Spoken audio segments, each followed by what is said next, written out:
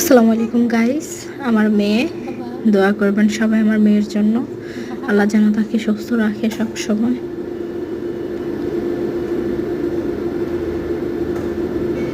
সুস্থ থাকে, সবাই দোয়া করবেন ওর জন্য।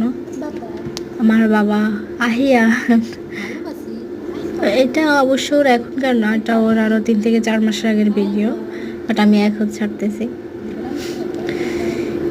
আমার মেয়ের একটা হ্যাবিট হচ্ছে ওকে বাহিরে ঘোরাতে